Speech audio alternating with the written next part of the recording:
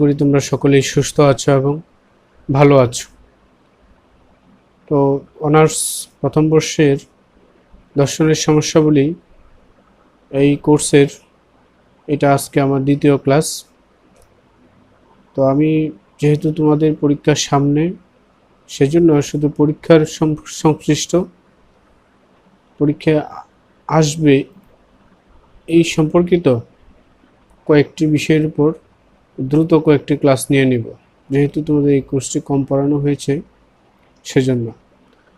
তো সেজন্য আজকে আমি তোমাদের নতুন একটি টপিকস নিয়ে আসছি, সেটি হচ্ছে দেহ ও মন সম্পর্কিত আলোচনার ক্রিয়া প্রতিক্রিয়াবাদ। দেহ ও মন সম্পর্কিত অনেকগুলো মতবাদ রয়েছে, তার মধ্যে আজকে আমরা আলোচনা করব ক্রিয়া ও প্রতিক্রিয়াবাদ। তো দর্শনের একটি গুরুত্বপূর্ণ আলোচ্য বিষয় হলো এই দেহ মনের সম্বন্ধীয় সমস্যা। প্রাচীনকাল হতে আজ পর্যন্ত এই সমস্যা নিয়ে অনেক আলোচনা হয়েছে, ভবিষ্যতেও হবে। তবে এই সমস্যাটি সবচেয়ে বেশি আলোড়ন সৃষ্টি করেছে সপ্তদশ শতাব্দীতে ফরাসি দার্শনিক রেনে ডেকার্টের দর্শনে। তখন থেকেই কেবলমাত্র দার্শনিকদের মধ্যেই নয়, অন্যান্য বৈজ্ঞানিক, বিশেষ করে মনোবিজ্ঞানীদের কাছে এই সমস্যাটি একটা বিরাট মনস্তাপের কারণ হয়ে দাঁড়ায়, যার সমাধান তারা সক্ষম হননি বলেই ধারণা করা হয়ে থাকে। সচরাচর দেহ এবং মন এই দুটি বিষয়ের মধ্যে মনকে অধিকতর গুরুত্ব দেওয়া হয়। গানে, কবিতায়, প্রবাদে, আরও অন্যান্য জায়গায় এই সব ক্ষেত্রেই মনের একটি জয়গান গাওয়া হয়েছে। যেমন মন মাঝি তোর বৈঠা নেড়ে আমি আর বাইতে পারলাম না, মন ভালো তো সব ভালো, মনের মানুষ মন যারে চায়। এই যে এই সমস্ত বাক্য বা শব্দগুলো রয়েছে, এই সমস্ত বাক্যর দ্বারা মনকেই প্রাধান্য দেওয়া হয়ে থাকে। এখানে মনের মর্যাদাই দেওয়া হয়েছে। এত কিছু সত্ত্বেও মন সম্পর্কে বিতর্কের কোনো শেষ নেই।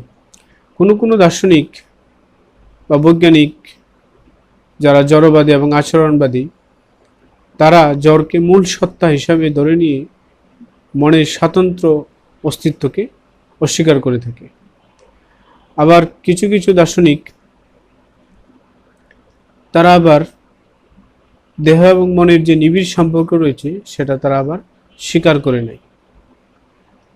মস্তিষ্ক আঘাতপ্রাপ্ত হলে যা ক্লোরোফর্ম প্রয়োগ করলে সাময়িকভাবে মানুষের চেতনা লোপ পায়।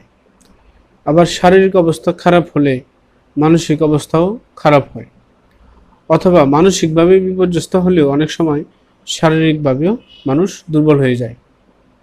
এইসব ঘটনাই প্রমাণ করে দেহ ও মনের নিবিড় সম্পর্ক। স্নায়বিক বিকারগ্রস্ত এবং মানসিক বিকারগ্রস্ত রোগীদের আচরণও দেহ মনের একটি নিবিড় সম্পর্ক প্রমাণ করে। এভাবে দেহ ও মনের মধ্যকার সম্পর্ক সর্বজনবিদিত বলে পরিগণিত হয়েছে। তবে দেহ এই মনের নিবিড় সম্পর্ক স্বীকার করা হলেও এই সম্পর্কের প্রকৃতি বা স্বরূপ কি হবে তা নিয়ে দার্শনিকদের মধ্যে ব্যাপক কৌতূহল রয়েছে। এখানে দুটি প্রশ্ন আমরা ধরতে পারি। একটি হলো, দেহ এবং মন প্রকৃতভাবে অভিন্ন না ভিন্ন রূপে অবস্থান করে? অন্য কথায়, তারা কি একই উপাদান দিয়ে গঠিত না ভিন্ন ভিন্ন অবস্থান থেকে উপস্থাপিত একই সত্তা? এটি একটি গুরুত্বপূর্ণ প্রশ্ন। দ্বিতীয় যে প্রশ্নটি, সেটি হচ্ছে, মন এবং দেহ যদি ভিন্ন সত্তা বিশিষ্ট হয় অথবা একই সত্তার ভিন্ন গুণাবলীর ধারক হয়, তাহলে তাদের মধ্যে প্রকৃত সম্পর্ক কিভাবে স্থাপিত হয়? অর্থাৎ দেহ ও মন কি স্বাধীনভাবে অস্তিত্বশীল, না তারা একে অন্যকে প্রভাবিত করে? আর প্রভাবিত করলে তা কিভাবে করে থাকে? দ্বিতীয় প্রশ্নটিকে কেন্দ্র করেই দার্শনিকদের মধ্যে এই দেহ ও মন সম্পর্ক নিয়ে 5টি মতভেদ, কোনো ক্ষেত্রে 6টি মতবাদ পাওয়া গেছে। যেমন ক্রিয়া প্রতিক্রিয়াবাদ, উপলক্ষ্যবাদ, সমান্তরালবাদ, পূর্ব প্রতিষ্ঠিত শৃঙ্খলাবাদ, উপর বস্তুবাদ এবং উন্মেষবাদ। তো এইগুলোর মধ্যে থেকে তোমাদের সেশনের জন্য সবচেয়ে গুরুত্বপূর্ণ হচ্ছে ক্রিয়া প্রতিক্রিয়াবাদ। সেই জন্য আজকে তোমাদের এই ক্রিয়া প্রতিক্রিয়াবাদ নিয়ে আজকে আলোচনা করব। তো পূর্বেই একটু আগেই আলোচনা করেছি যে সপ্তদশ শতাব্দীতে দার্শনিক রেনে ডেকার্ট তার অধীনেই এই দেহ এবং এই মন সম্পর্কিত সমস্যাটি নিয়ে পূর্ণাঙ্গভাবে আত্মপ্রকাশ করে থাকেন। কেবলমাত্র দার্শনিকদের মধ্যেই নয়, আগেই বলেছি এটা নিয়ে বৈজ্ঞানিক এবং মনোবিজ্ঞানীদের মধ্যে ব্যাপক কৌতূহল ছিল। এই দেহ মন সম্পর্কিত ডেকার্টের এই মতবাদটিকে বলা হয় ক্রিয়া প্রতিক্রিয়াবাদ। ডেকার্ট তার বিখ্যাত গ্রন্থ মেডিটেশন, বিখ্যাত গ্রন্থের নাম মেডিটেশন, এই মেডিটেশন গ্রন্থে তিনি এই মতবাদের ব্যাখ্যা প্রদান করে থাকেন। এই বইটির নামটি অবশ্যই তোমরা মনে রাখার চেষ্টা করবে এবং এই ক্রিয়া প্রতিক্রিয়াবাদের প্রবক্তাকে সেটাও তোমরা মনে রাখার চেষ্টা করবে। তিনি হচ্ছেন রেনে ডেকার্ট। দেহ ও মনের সম্পর্ক সম্বন্ধীয় ডেকার্টের ক্রিয়া প্রতিক্রিয়াবাদ একটি সুস্পষ্ট দ্বৈতবাদী মতবাদ। তিনি দেহ এবং মনকে দুটি স্বতন্ত্র দ্রব্য বা সত্তা বলে অভিহিত করেন।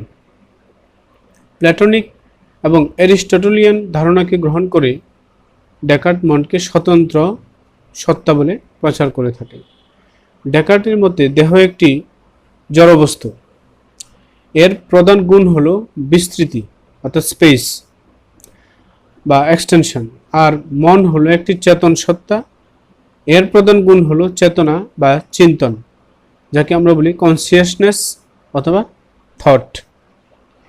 অর্থাৎ জড় হিসাবে দেহের বিস্তৃতি আছে কিন্তু চেতনা নেই, অপরপক্ষে মনের চেতনা আছে কিন্তু বিস্তৃতি নেই। মন সক্রিয়, দেহটা নিষ্ক্রিয়। মন কোনো না কোনো উদ্দেশ্য দ্বারা নিয়ন্ত্রিত হয়, আর দেহ নিয়ন্ত্রিত হয় যান্ত্রিক শক্তির দ্বারা বা যান্ত্রিক নিয়মের অধীনে। এভাবে দেখা যায় সব দিক থেকেই দেহ এবং মন পরস্পর বিরোধী দ্বৈত সত্তা হিসেবে অবস্থান করে। সুতরাং স্বাভাবিকভাবেই প্রশ্ন জাগে, এরূপ দুটি বিরোধী সত্তার মধ্যে আদৌ কি কোনো বিরোধ রয়েছে বা আদৌ কি কোনো সম্পর্ক রয়েছে? এই সম্পর্কে ডেকার্টের মতে দেহ এবং মন দুটি স্বতন্ত্র সত্তা হলেও তাদের মধ্যে ক্রিয়া প্রতিক্রিয়ার ধরনের সম্পর্ক রয়েছে। প্রতিনিয়ত দেহের উপর মন এবং মনের উপর দেহ প্রভাব বিস্তার করে যাচ্ছে। এই জন্য আমরা দেখি দেহ অসুস্থ হলে অনেক সময় মনের প্রফুল্লতা থাকে না, আবার মনের প্রফুল্লতা না থাকলে দেহ অনেক সময় সুস্থ থাকে না। এই সংবেদন, চিন্তা, আবেগ, অনুভূতি এবং ক্ষুধা, তৃষ্ণা পরস্পর সম্পর্কিত। চিন্তা, অনুভূতি যেমন দেহকে প্রভাবিত করে, ক্ষুধা, তৃষ্ণা তেমনি মনকেও প্রভাবিত করে থাকে। দেহ এবং মনের এই বিপরীতমুখী অথচ নিবিড় সম্পর্ককে ডেকার্ট ক্রিয়া প্রতিক্রিয়াবাদ বলে অভিহিত করেছেন। আবার দেহে কোনো ক্রিয়া সংঘটিত হলে, দেহের ভিতরে কোনো ক্রিয়া সংঘটিত হলে সেটা মনের ভিতরে আবার এক ধরনের প্রভাব বিস্তার করে থাকে। এই জন্য দেহ যদি অসুস্থ হয়ে যায় তাহলে মনও অসুস্থ হয়ে যায়, আর মন খারাপ বা বিষণ্ণ থাকলে অনেক সময় দেহ অসুস্থ হয়ে যায়। এখন দেহ এবং মন এই দুটি পরস্পর বিরোধী সত্তার মধ্যে যে ক্রিয়া প্রতিক্রিয়া সম্পর্ক তা কিভাবে সংঘটিত হয় তার জবাব ডেকার্ট দিয়েছেন। মানুষের মস্তিষ্কে অবস্থিত পিনিয়াল গ্রন্থি সংঘটিত হয়। এই পিনিয়াল গ্রন্থি দ্বারা এই সম্পর্ক স্থাপিত হয় বলে ডেকার্ট বলেছেন। ডেকার্টের মতে মানুষের মনের অধিষ্ঠান হলো এই পিনিয়াল গ্রন্থি। আমরা জানি অনেক রকমের গ্রন্থি রয়েছে মস্তিষ্কে, তার মধ্যে এটা একটা গ্রন্থি যা মনের প্রাধান্য বিস্তার করে থাকে। এই পিনিয়াল গ্রন্থির মধ্য দিয়ে দেহ এবং মন সম্পর্কিত যে তাদের পারস্পরিক ক্রিয়া প্রতিক্রিয়ার উপর নির্ভর করে। বৈজ্ঞানিকভাবে এটাও প্রমাণিত হয়েছে যে আমরা যেসব সংবেদন লাভ করি তা মস্তিষ্কের শুষ্ক পদার্থ পিনিয়াল গ্রন্থির দ্বারা সৃষ্ট হয়ে থাকে। মন এই সংবেদনের ব্যাখ্যা করলেই জ্ঞান উৎপন্ন সম্ভব হয়। এই ডেকার্টের মতে ইন্দ্রিয়ের উৎপন্ন উদ্দীপনা মানুষের স্নায়ুপথে বাহিত হয়েই কোন পথ দিয়ে যায়? স্নায়ু পথ দিয়ে যায়। কোথায় যায়? পিনিয়াল গ্রন্থিতে।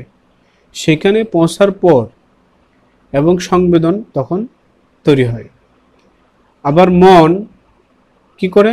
এই পিনিয়াল গ্রন্থিকে প্রভাবিত করে স্নায়ু কোষের সাথে, আবার তার সাথে যুক্ত পেশিগুলো তার সাথে তার একটি ক্রিয়া করে থাকে। এই ক্রিয়া করার মাধ্যমে এই অঙ্গ প্রত্যঙ্গের মধ্যে তার একটি গতি সৃষ্টি করে থাকে। এভাবেই পিনিয়াল গ্রন্থির মাধ্যমে দেহ এবং মন ক্রিয়া প্রতিক্রিয়া সম্পর্কিত হয়ে থাকে। এটি হচ্ছে ডেকার্টের এই সম্পর্কিত জবাব। আবার ডেকার্টের মতে দেহ এবং মনের এই যে ক্রিয়া প্রতিক্রিয়ার যে সম্পর্ক, সেটা অনেকটা কিসের মতো? সেটা অনেকটা কার্যকারণ সম্পর্কের মতো। আমরা জানি জগতে সব কিছুই একটি কার্য এবং কারণ দ্বারা সংগঠিত। এই হিসাবে কোনো কোনো দৈহিক ঘটনার কারণ হলো কিছু মানসিক ঘটনা, আবার কোনো কোনো মানসিক ঘটনার কারণ হলো কিছু দৈহিক ঘটনা। তবে ক্রিয়া প্রতিক্রিয়াবাদ অনুসারে প্রাকৃতিক এবং মানসিক কার্যকারণের বাইরেও দেহ মানসিক পরিবর্তন এবং মন দৈহিক পরিবর্তন ঘটাতে পারে। এই জন্য মানুষের দৈহিক পরিবর্তন তার মানসিক পরিবর্তন ঘটিয়ে থাকে, আবার মানসিক পরিবর্তন তার দৈহিক পরিবর্তন ঘটিয়ে থাকে। বিশেষ করে দৈহিক সুস্থতা এবং অসুস্থতা এবং মানসিক প্রফুল্লতা ও বিষণ্ণতা এসবের মধ্যে এক ধরনের পরিবর্তন এসে যায়। সেক্ষেত্রে আমরা বলতে পারি যে ক্রিয়া প্রতিক্রিয়াবাদ একটি পারস্পরিক সম্পর্ক রয়েছে, আবার স্বতন্ত্র সত্তাও এখানে বিদ্যমান। এখন আমরা এটার এই দেহ মন সম্পর্কিত মতবাদের, আমরা আগেই জানি যে ফিলোসফির প্রত্যেকটি মতবাদের সমালোচনা রয়েছে। এখন আমরা তার কিছু আলোচনা করব। আলোচনা তো অবশ্যই করব। যেমন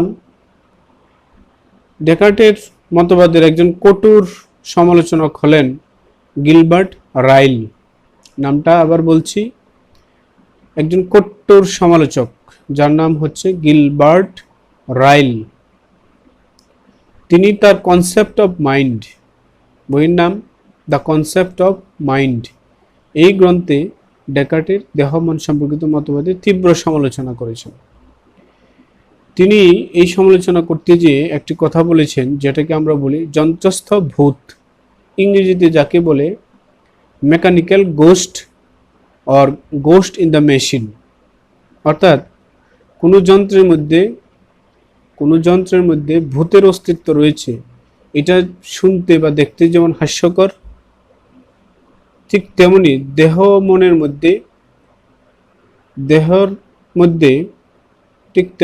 দেহের মধ্যে মনের অস্তিত্ব একটি হাস্যকর। এটি কে বলেছেন? Gilbert Ryle. তিনি বলতে যাচ্ছেন যে ডেকার্টের মধ্যে দৈহিক অস্তিত্বের কিছু সুনির্দিষ্ট অবয়ব রয়েছে যা দেশ বা কালে বর্তমানে থাকে এবং সেটা জড় দ্বারা গঠিত। আর মানসিক অস্তিত্বের জন্য যে অবয়ব থাকে তা শুধু কালে বা টাইমে অবস্থান করে, দেশে অবস্থান করে না বা স্পেসে অবস্থান করে না। কাজেই ডেকার্টের মত অনুসারেই মন দেহ থেকে বিচ্ছিন্ন একটি বস্তুতে পরিণত হয়। অথচ ডেকার্ট মনকে মস্তিষ্কে অধিষ্ঠিত সত্তা হিসেবে কল্পনা করেছেন, যা রাইলের ভাষায় যন্ত্রস্থ ভূত, অর্থাৎ যন্ত্রের মধ্যে ভূত আছে যেরকম, এরকম মন মানসিকতা ছাড়া আর কিছুই নয়। এটা হচ্ছে গিলবার্ট রাইলের কঠোর সমালোচনার একটি অংশ। আমরা আবার দেখি যে ডেকার্টের দেহ মন সম্পর্কিত মতবাদ একটি সুনির্দিষ্ট দ্বৈতবাদ। কেন দ্বৈতবাদ? দেহ এবং মনকে দুটি স্বতন্ত্র এবং বিরোধী সত্তা বলে তিনি প্রথমে বলেছেন।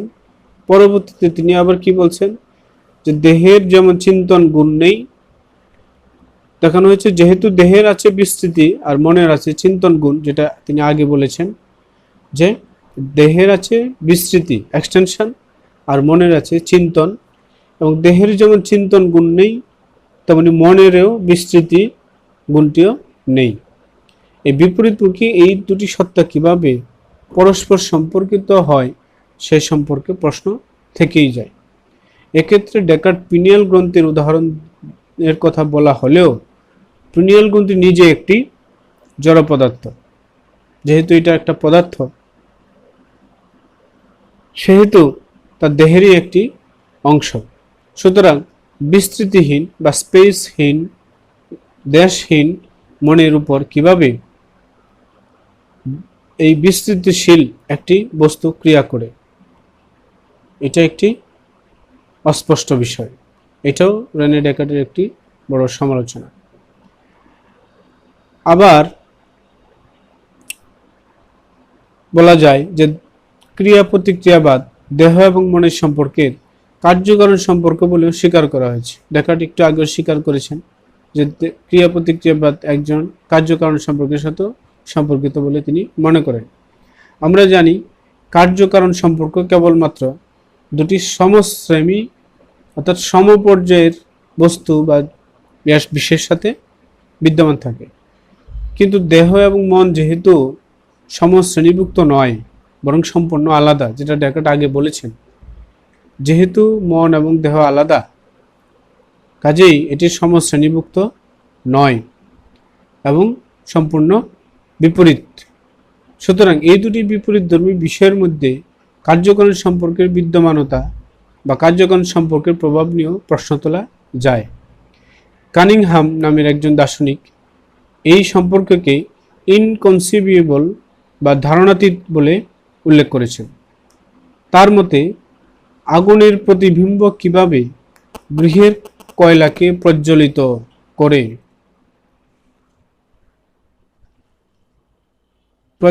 করে